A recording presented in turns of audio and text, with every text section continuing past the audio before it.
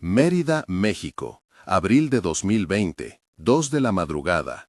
Mateo, de 4 años y con los ojos aún pegados por el sueño, se incorporó en la cama y señaló hacia la pared con una mano temblorosa mientras repetía una frase que nadie en su casa había oído jamás. La plaza de las 3 serpientes está bajo el agua. Su madre, Ana Ruiz, corrió descalza por el pasillo y lo encontró sudando, con la voz aguda y los labios secos. El padre, Diego Morales, que trabajaba en mantenimiento y siempre llevaba el celular en el bolsillo, empezó a grabar porque en la casa habían aprendido a no descartar lo imposible. «No es un juego», murmuró Mateo, y nombró una lista de ciudades y rituales en un idioma que sonaba a náhuatl antiguo, mezclado con otras palabras que ninguno de ellos reconocía. La abuela, Rosa, que había criado a 5 hijos y había visto 1000 pesadillas domésticas, quedó paralizada. Nadie en la familia había estudiado historia antigua, ni había visitado las ruinas que el niño describía con precisión de adulto. A las 3 de la madrugada, la casa olía a café frío y a tierra húmeda por la lluvia de la noche.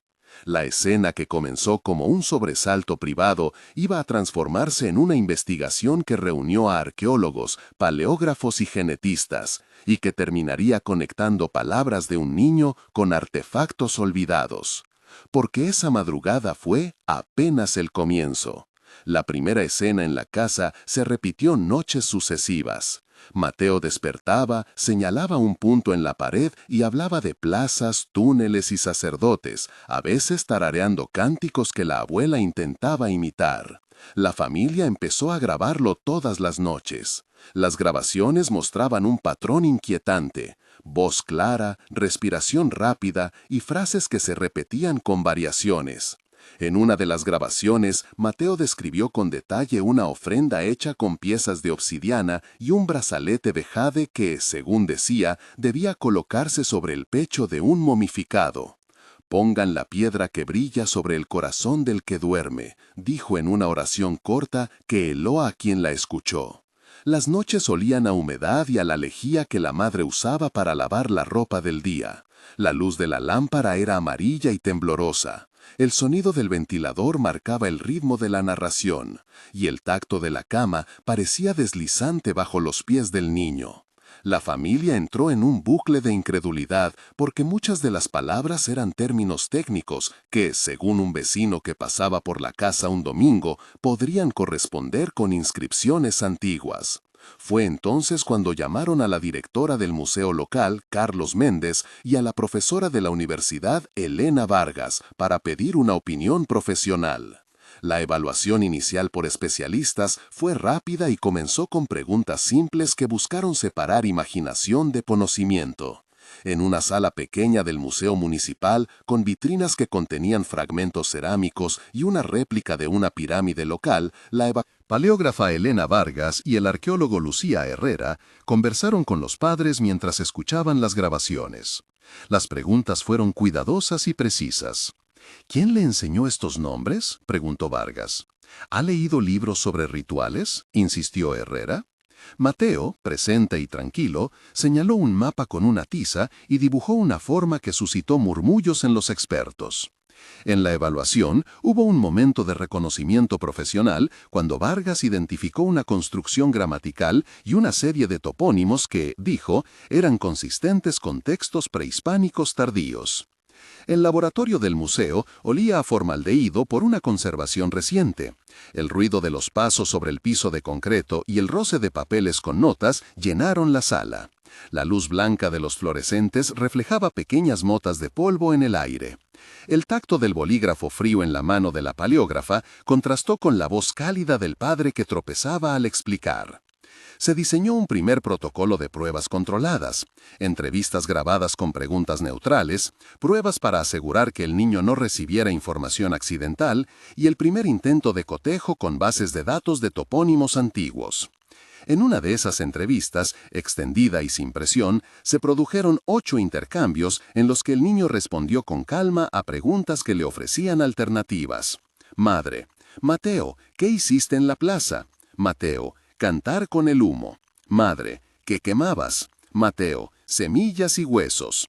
Padre, ¿conoces a alguien llamado Tonatí? Sí, el que toca la flauta. Profesora Vargas, ¿cómo eras vestido? Con una capa de tela roja que olía a copal. Arqueólogo Herrera, ¿dónde está la cámara? Mateo, tras la piedra con la cara. Director Méndez, ¿qué había en la ofrenda? Mateo, obsidiana, jade y un pequeño códice. Periodista Isabel Torres, ¿cómo sabes estas cosas? Mateo, porque dormí ahí antes de venir a casa. Fueron intercambios sencillos en apariencia, pero cargados de datos verificables que encendieron la chispa científica y mediática. El siguiente paso fue llevar la investigación a un entorno controlado. El Museo Nacional ofreció una sala para pruebas y puso a disposición una conservadora, Ana Beltrán, y un equipo de cámaras que grabarían cada movimiento. Se diseñó una prueba pública en la que Mateo estaría acompañado por sus padres y por un observador imparcial. Frente a una vitrina cubierta con un paño, el equipo colocó réplicas y objetos reales para ver si el niño reconocía piezas que no podría conocer por casualidad. La prueba obedeció a un protocolo escrito por la doctora Lucía Herrera y revisado por el comité del museo. En pocas frases técnicas, se estableció la cadena de custodia, la documentación fotográfica y la grabación en 2 canales independientes. Se impidió el contacto físico de la familia con los artefactos antes de la prueba, se consignaron testigos. El procedimiento fue claro. Primero se presentaron imágenes, luego objetos táctiles sellados y por último una maqueta del sitio arqueológico. El ruido de las cámaras, el olor del barniz en la vitrina, la sensación áspera de la réplica de cerámica sobre la mano del conservador, la luz fría que caía a través de las lámparas y el sabor metálico del nerviosismo llenaron la sala. En un momento crucial, sin haber visto los objetos reales antes, Mateo se acercó a la vitrina, tocó el cristal y señaló con la precisión de alguien que había caminado por allí. Se armaron 8 intercambios entre especialistas, prensa y familia. Conservadora Beltrán, ¿cómo se llama esto? Mateo, es el espejo de obsidiana. Beltrán, ¿para qué servía? Mateo, para ver al espíritu. Museo Méndez, ¿dónde estaba guardado? Mateo, bajo la piedra con raya. Profesor Ortega, genetista, ¿son tuyas estas palabras? Mateo, son de alguien que ya no respira. Periodista Torres, ¿qué hay en el códice? Mateo, dibujos de ciudades que se llenan de agua. Paleógrafa Vargas, ¿qué idioma usaban? Mateo, unos hablaban con la lengua que chasquea. Arqueóloga Herrera, ¿conoces el camino? Mateo, sí, hay 3 pasos y luego una puerta. Director Méndez, ¿quieres dibujar el lugar? Mateo, sí, aquí la plaza y el túnel que huele a sal. Esa precisión provocó que el equipo decidiera financiar una expedición de reconocimiento dirigida por la doctora Herrera y con el apoyo del Museo Nacional y de la Universidad Autónoma local. Antes de viajar al supuesto lugar, se produjo el backstory que contextualizó a Mateo como protagonista. Mateos tenía 4 años, vivía en un departamento en la periferia de Mérida con su madre Ana, su padre Diego y la abuela Rosa. Era un niño curioso, de manos inquietas y piel morena, que dormía envuelto en una manta con dibujos de tortugas. Desde pequeño mostró afinidad por sonidos extraños y por señalar mapas en libros viejos que su padre llevaba de vez en cuando. Su madre trabajaba como asistente administrativa y su padre hacía turnos nocturnos en mantenimiento. La familia no tenía antecedentes de viajes al norte ni estudios en arqueología, no había en la casa objetos exóticos ni lecturas de historia que explicaran términos como códice, cámara funeraria o profecía. En el vecindario, todos conocían a la familia por su humildad y por las cenas compartidas en la esquina con vecinos como Jorge y Marta, que ocasionalmente cuidaban a Mateo. Esta biografía breve mostró que el niño no podía haber absorbido aquella información por medios obvios. La segunda parte del backstory detalló la relación afectiva de Mateo con la abuela, la que le contaba historias de pueblos antiguos mezcladas con leyendas locales, y cómo esa mezcla pudo haber activado imágenes simbólicas sin aportar datos verificables.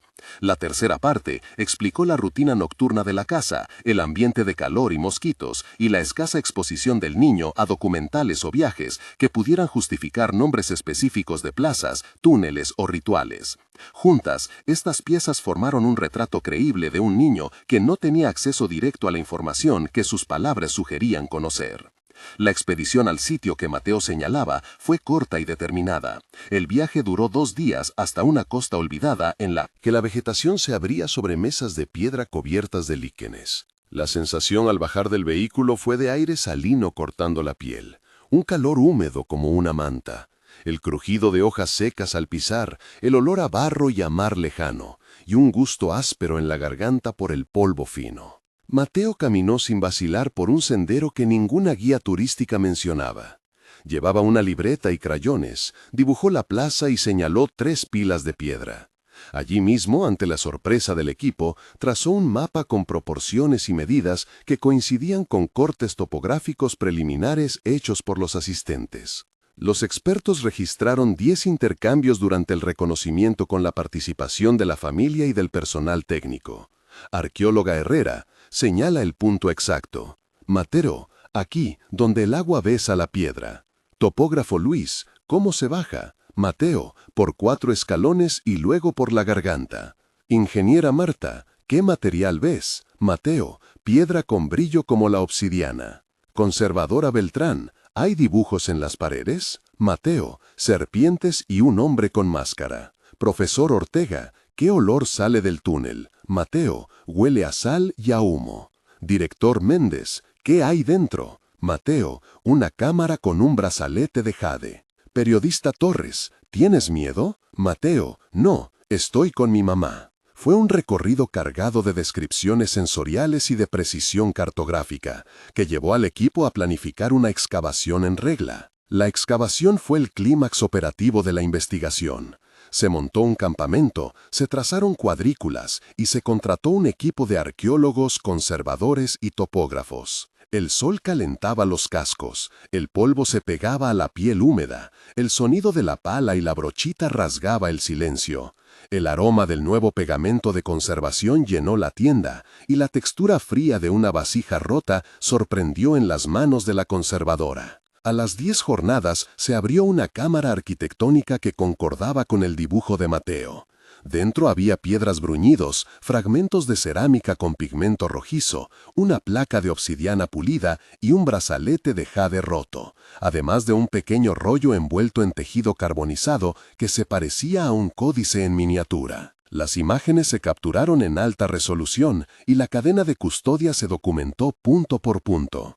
En la cámara se dieron 8 a 10 intercambios durante la extracción de objetos y la decisión ética sobre la conservación. Arqueólogo Herrera, deténganse, registren antes de tocar. Conservadora Beltrán, hago fotografías en 4 ángulos. Técnico Pablo, coloco la matriz para el soporte. Periodista Torres, ¿puedo describir lo que vemos? Director Méndez, solo hechos, nada especulativo. Padre Diego, ¿es eso lo que nombró Mateo? Mateo, sí, así lo vi. Profesor Ortega, tomaremos muestras para ADN. Paleógrafa Vargas, necesitamos limpiar el texto con microscopio. Esos momentos tensos obligaron a decisiones difíciles sobre la intervención y fueron seguidos por reacciones personales de asombro, miedo y esperanza. Las pruebas científicas posteriores fueron las que marcaron un antes y un después. Se tomaron muestras óseas adheridas en los textiles, se extrajeron fragmentos de fibra del códice carbonizado y se removió con cuidado una delgada laminilla de un objeto que presentaba residuos orgánicos. El protocolo de laboratorio describió en 300 caracteres la cadena de procedimientos: desinfección de superficie, extracción en campana de flujo laminar, control negativo y positivo, replicación en laboratorio externo y cotejo con bases regionales de ADN. Los análisis de datación por carbono mostraron antigüedad compatible con el período tardío prehispánico en varias muestras. El ADN mitocondrial parcial presentado por el equipo del Dr. Rafael Ortega mostró haplogrupos que no contradicen poblaciones costeras antiguas, mientras que el análisis isotópico sugirió dieta marina. El resultado de esos procedimientos fue narrado con cuidado por el equipo. Confirmación de antigüedad, coincidencia material y una matriz de concordancia estadística que sugirió vínculo temporal entre los objetos y los relatos del niño. La comunidad científica reaccionó con prudencia y asombro y se estableció un panel de revisión que incluyó a la universidad, al Museo Nacional y a especialistas independientes. La siguiente etapa fue la traducción del pequeño códice y la lectura de inscripciones en una placa de piedra. La paleógrafa Elena Vargas y un equipo de colegas trabajaron durante semanas con lupas y con filtros infrarrojos para distinguir trazos ocultos. Las palabras emergieron despacio, topónimos que la familia no conocía, instrucciones rituales y una suerte de profecía que mencionaba la ciudad que duerme bajo la marea y la necesidad de colocar un brazalete de jade sobre el pecho de un momificado para asegurar la travesía de su alma. Los paleógrafos identificaron rasgos de lengua nahua mezclada con elementos de una lengua marinera local, lo que sugirió contactos culturales que no habían sido registrados antes. El taller de traducción olía a tinta y a papel viejo, el sonido de los teclados, las conversaciones en voz baja y el roce del papel cubrieron las horas. Las traducciones parciales coincidieron en la estructura ritual y en la presencia de calendarios que encajaban con las dataciones de carbono. Los textos contenían además advertencias que se asemejaban a profecías referentes a sequías y levantamientos del mar, lo que abrió debates sobre memoria colectiva premonitoria y práctica ritual. A un tercio del relato queremos detenernos y preguntarte a ti que nos ves ahora,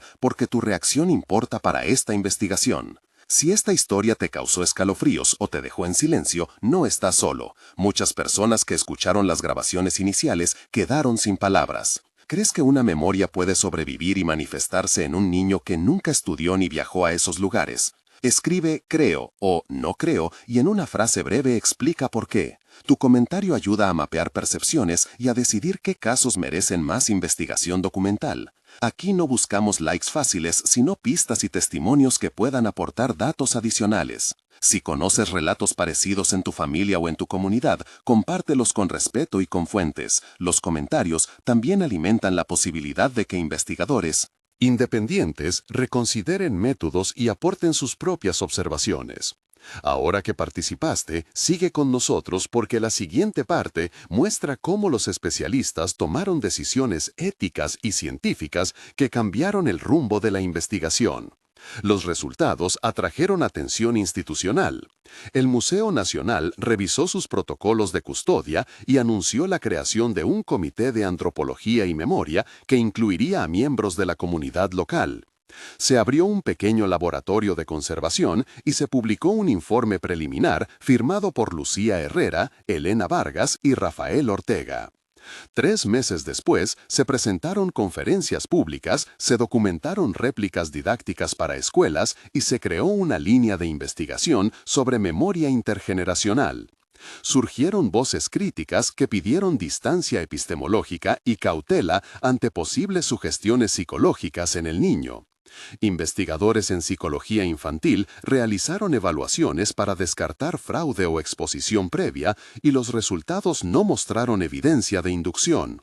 6 meses después, se registraron al menos otros 3 casos en regiones cercanas que mencionaban rituales parecidos y coincidencias toponímicas, lo que no necesariamente probaba reencarnación, pero sí señalaba un patrón cultural hasta entonces desconocido.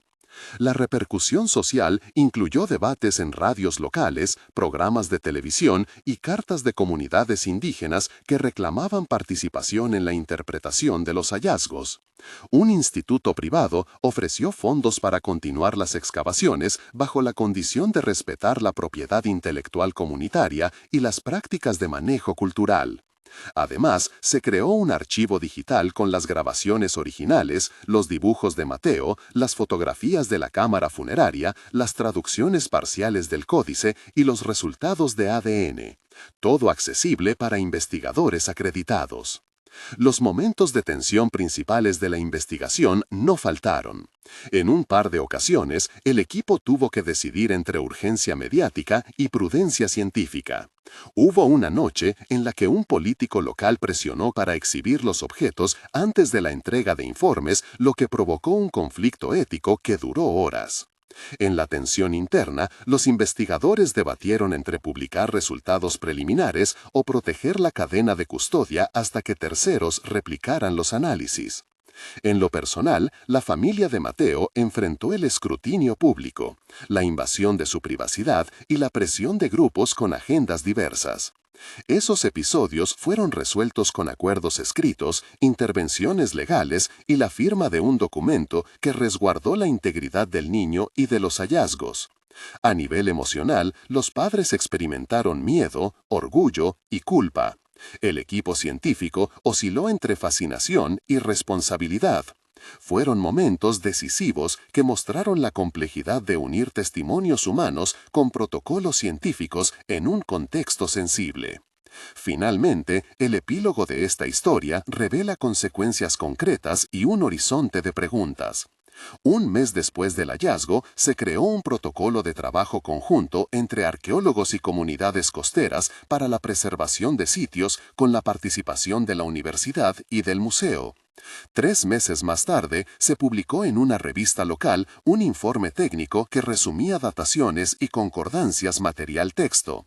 6 meses después, el pequeño archivo digital había recibido solicitudes de más de 20 instituciones y se inició un proyecto educativo en escuelas de la región para enseñar sobre patrimonio y métodos científicos sin sensacionalismo. La creación de un instituto de memoria regional comenzó a tomar forma y al menos 2 investigaciones independientes intentaron replicar los resultados con métodos más amplios.